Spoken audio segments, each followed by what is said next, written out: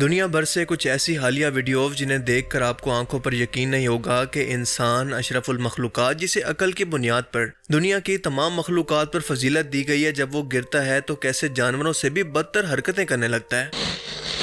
یہ پہلی ویڈیو ایک پاکستانی ایئرپورٹ کی ہے جہاں پر اس شخص کو ایئر سیکیورٹی فورس نے شک کی بنیاد پر روک کر تلاشی لی تو پتہ یہ چلا کہ یہ بدبخت انسان قرآن کریم جیسی مقدس کتاب کو فورن کرنسی کی سمگلنگ کے لیے استعمال کر رہا تھا، اور اس نے یہ کرنسی قرآن کریم کے اندر جگہ جگہ پیجز کے اندر چھپا کر رکھی ہوئی تھی۔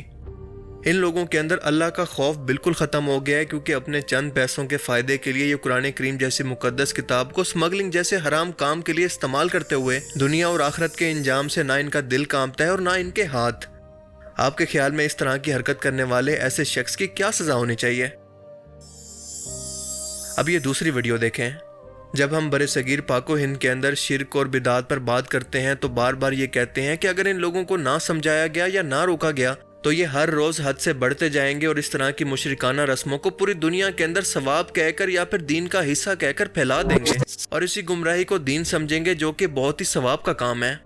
جس طرح سے درگاہوں اور مزاروں پر یہ مشرک منتوں کے لیے دھاگے، تالے اور چیزیں لٹکاتے ہیں، بالکل اسی طرح سے کوئی قبر پرست کعبہ کے اندر آ کر اس کے غلاف کے ساتھ اپنی What's that, brother? حالانکہ حرم کعبہ کے اندر اس طرح کی حرکتوں اور اس طرح کی بدعات کی سخت ترین سزائیں ہیں، لیکن ان لوگوں کو اپنے انجام کی ذرا پرواہ نہیں ہوتی، اور یہ بھی اس کام کو ثواب سمجھ کر یا پھر دین کا حصہ سمجھ کر کرتے ہیں۔ اس گمراہی کے ذمہ دار دراصل یہ جاہل مولوی ہی ہیں جنہوں نے اپنے غوث پاک شیخ عبد القادر جیلانی اور رسول پاک صلی اللہ علیہ وآلہ وسلم کو ایک ہی مقام پر لا کر کھڑا کر دیا ہے، اور صرف یہی نہیں بلکہ ان کی کرامات میں تو ان کو اللہ سے بھی آگے بڑھا دیا ہے۔ جس طرح نبی پاک صلی اللہ علیہ وآلہ وسلم آپ کو اللہ پاک نے سب نبیوں سے زیادہ معجزے عطا فرمایا اسی طریق پر جو ولایت غوث آدم کو ملی ہے آپ کو سب ولیوں سے زیادہ کرامتیں عطا فرمائی گئی۔ اور پھر دوسرا نقطہ دیکھیے، آقا کریم صلی اللہ علیہ وسلم کا جو طریقہ اقدس ہے وہ کیا ہے؟ میرے آقا کریم علیہ السلام جب آپ خطاب فرماتے تھے، جیسے پہلا بندہ سنتا تھا حضرت حافظ صاحب، ویسے آخری بندہ سنتا تھا، ایک ایک لفظ نکرا سمجھ آتا تھا۔ حضور غوث پاک کی بارگاہ اقدس میں 70 ہزار لوگ بیٹھتے تھے اور رجال الغیب الگ ہوتے تھے، اولیاء الگ ہوتے تھے، لیکن اس کے باوجود جیسے پہلا بندہ سنتا تھا ویسے آخری بندہ بھی سنا کرتا تھا۔ کیوں؟ حضور غوث پاک کی جو ولایت ہے یہ طریقے محمدی پر ہے۔ آپ کو یہ کمال عطا کی، آقا کریم علیہ السلام کے جسم پر پسینہ اقدس آئے تو خوشبوئیں ہوتی ہیں، وہی طریق غوث اعظم کو عطا کیا گیا۔ آپ کے جسم اقدس پر بھی پسینہ آئے تو خوشبو آتی ہے۔ آقا کریم علیہ السلام کے جسم اقدس سے مکھی نہیں بیٹھتی، تو فرمایا جو میرے جد کریم کو اللہ نے فیض عطا کیا، کمال عطا کیا، اس کا پرتو جب مجھ پہ پڑا تو مکھی میرے جسم پر بھی نہیں بیٹھتی۔ یہ طریقے محمدی پر ہیں، حضور سیدی و سیدنا غوث اعظم رضی اللہ تعالیٰ۔ اچھا، یہ دو باتیں۔ اب تیسری بات سنیے، حضور غوث پاک کی شان بتانی ہے نا جی، تاکہ یہ قوم دیکھے تو صحیح میرے غوث کیا ہیں۔ ایسے تو نہیں فرماتے تیری سرکار میں لاتا ہے رضا ان کو شبی، جو میرا غوث ہے اور لاڈلا بیٹا تیرا، تو ذرا دیکھو تو صحیح نا میرے غوث کی شان کیا ہے۔ جو 11ویں والے کو اپنا پیر مانتے ہیں نا، وہی آج کمنٹ میں لکھیں گے یا غوث المدد۔ ہماری لاج کس کے ہاتھ ہے بغداد والے کے،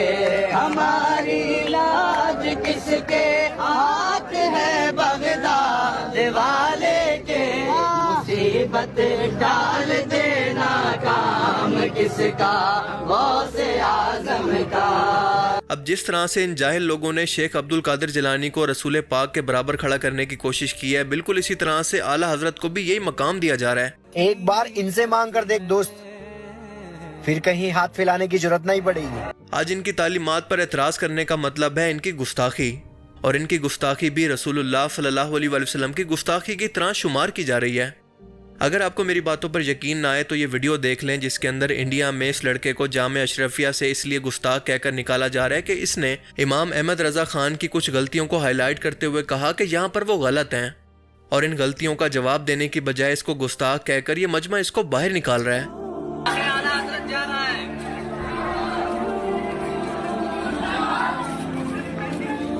آپ اندازہ لگانے کی کوشش کریں کہ یہ معاملہ کس قدر خطرناک ہے، کیونکہ یہ عقیدہ تو ہمارا رسول اللہ صلی اللہ علیہ وآلہ وسلم کے بارے میں ہے کہ وہ پیغمبر اور رسول ہیں اور غلطیوں سے پاک ہیں، لیکن ان لوگوں نے اپنے بزرگوں کو بھی بالکل وہی درجہ دے دیا ہے کہ وہ گناہوں سے بالکل پاک ہیں۔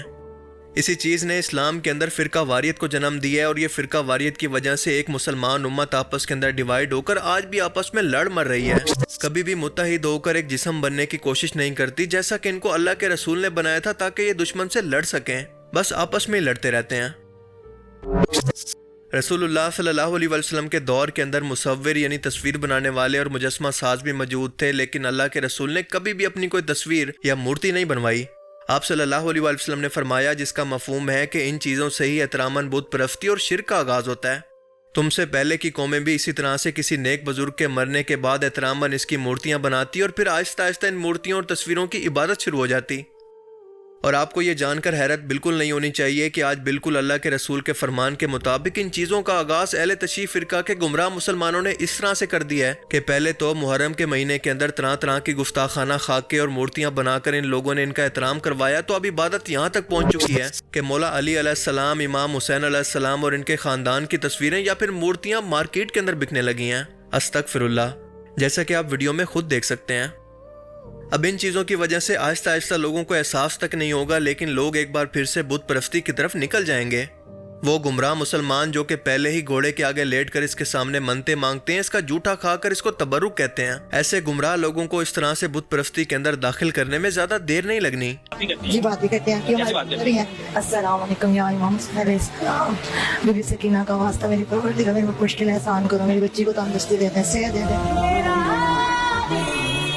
ਇਹਦੇ ਥੱਲੋਂ ਅਕੀਦੇ ਦੇ ਤੌਰ ਤੇ ਲੋਕੀ ਲੰਘਦੇ ਨੇ, ਉਹ ਕੀ ਹੁੰਦੀ ਹੈ, ਕੀ ਚੀਜ਼? ਸ਼ਿਫਾ ਵਗੈਰਾ ਸਾਡਾ ਤੇ ਕੀਤਾ ਕਿ ਸਾਡੇ ਬੱਚਾ ਕੋਈ ਬਿਮਾਰ ਹੋਵੇ, ਕੋਈ ਵੱਡਾ ਬਿਮਾਰ ਹੋਵੇ, ਅਸੀਂ ਉਹ ਥੱਲੇ ਲੰਘਾਉਂਦੇ ਹਾਂ اب ਮੌਲਾ یہ ਨੂੰ। سب کچھ بیچنے والے تو دراصل اپنی دکانداری چلا رہے ہیں، موقع کا فائدہ اٹھا کر دین کو بیچنے کی کوشش کر رہے ہیں، جن کو روکنا حکومت وقت کی ذمہ داری ہے، لیکن علماء کرام کی بھی ذمہ داری ہے کہ اس گمراہی کے خلاف اکٹھے ہو کر اس کی سخت الفاظ کے اندر مذمت کریں اور فتویٰ دیں کہ یہ لوگ شرک کو پرموٹ کر رہے ہیں،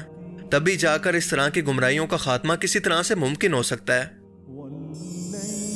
اب تک آپ نے آب زمزم کو متبرک پانی کے طور پر تو سنا ہوگا، لیکن آج میں آپ کو ان جاہلوں کی زبانی آب زمزم سے بھی زیادہ متبرک پانی کی زیارت کرواتا ہوں، ذرا یہ سنیں۔ ناظرین، ابھی آپ جس کنویں کو دیکھ رہے ہیں یہ کوئی معمولی کنواں نہیں ہے۔ اللہ تعالیٰ نے اس کنویں کے پانی میں بہت شفا رکھی ہے، کیونکہ اس پانی کو سرکار کو سے پاک رحمت اللہ تعالیٰ علیہ استعمال کیا کرتے تھے، اور آج بھی لوگ اس کنویں کے پانی کو بیماری سے شفا پانے کے لیے پیتے ہیں۔ اور یہ کنواں کہاں موجود ہے آئیے میں آپ کو بتاتا ہوں۔ ولی اللہ کا نام حضرت معروف کرخی رحمت اللہ تعالیٰ علیہ ہے۔ آپ کا آستان مبارک عراق کی سرزمین پر بغداد شریف میں موجود ہے۔ ایک تو جھوٹ پھیلانا اور پھر پورے کانفیڈنس کے ساتھ۔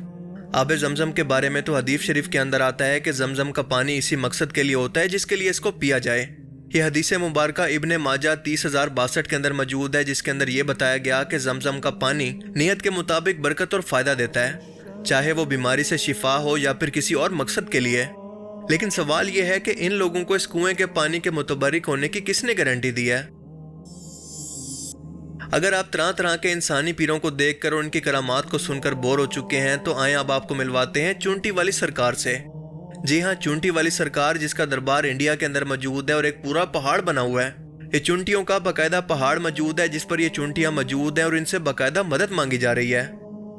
آپ اندازہ کریں کہ ان مشرکوں کا یہ حال ہو چکا ہے کہ ان کو یقین ہے کہ یہ چونٹی ان کی مشکلیں حل کر سکتی ہے، لیکن اس کائنات کو بنانے والا اور انسانی جسم کے خالق پر ان کو بالکل بھی بھروسہ نہیں۔ سوچیں کہ یہ گمراہی مستقبل کے اندر کہاں تک جا سکتی ہے۔